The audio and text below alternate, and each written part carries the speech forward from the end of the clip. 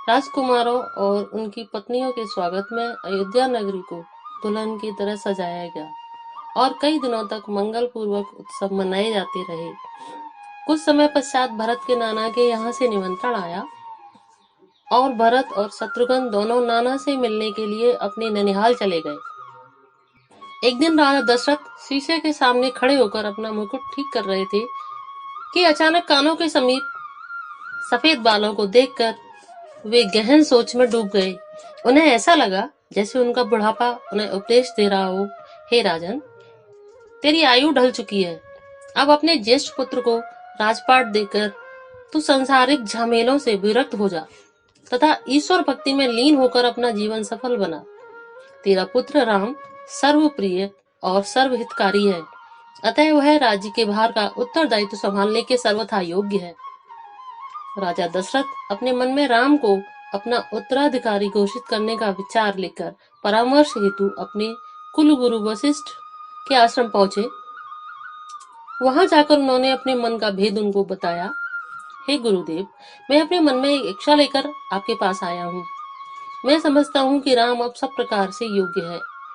क्यों न मैं अब राजभार उसे सौंप कर चिंता मुक्त हो जाऊं और अपना शेष जीवन प्रभु भक्ति में व्यतीत करूं। विचार उत्तम है राजन, मेरी भी यही इच्छा है कि राम को अब राजा बना दिया जाए, किंतु मर्यादा के अनुकूल इस बात का निर्णय सभा बुलाकर ही लिया जा सकता है। अतः आप एक सभा बुलाएं और अपनी इच्छा सभासदों के सामने रखें। वशिष्ठ ने कहा, आपने उचित कहा गुरुदेव, मैं अयोध्या जाकर सभा का आयोजन करता हूँ, आप वहां शीघ्र पधारें। इतना कहकर राजा दशरथ वापस अयोध्या लौट आए। दूसरे दिन राजा दशरथ ने अपने मंत्रियों और सामंतों की एक सभा बुलाई। गुरु वशिष्ठ भी वहां पे उपस्थित थे।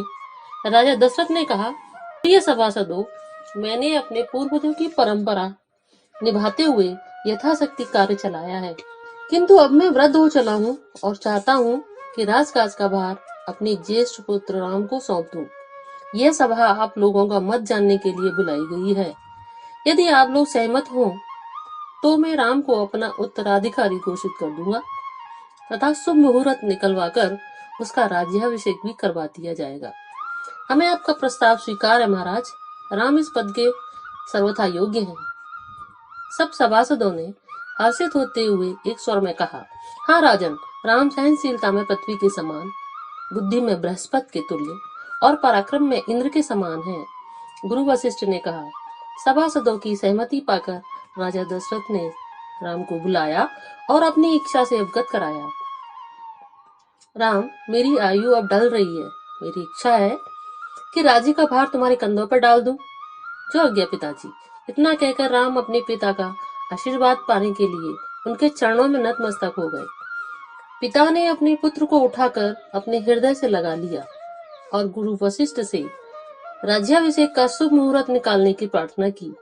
राज्याभिषेक के लिए परसों का दिन शुभ रहेगा राजन। यह कहकर मुनि वशिष्ठ ने शास्त्रों के अनुसार इस उत्सव को संपन्न करने की विधि भी स्पष्ट कर दी। तत्पश्चात मंगल कामनाओं के बीच सभा विसर्जित हुई।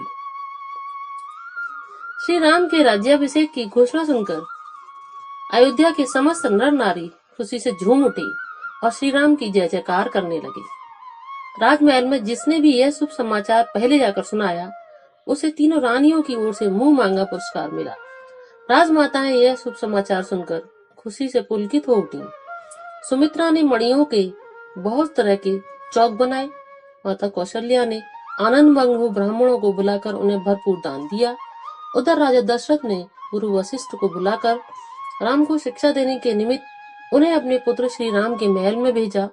गुरु का आना सुनकर श्री राम ने द्वार पर जाकर उनकी क्षण वंदना की और फिर आदर के साथ उन्हें अपने महल के अंदर ले गए। राम सीता दोनों ने मिलकर रीति अनुसार गुरु पूजन कर उनका आदर सत्कार किया।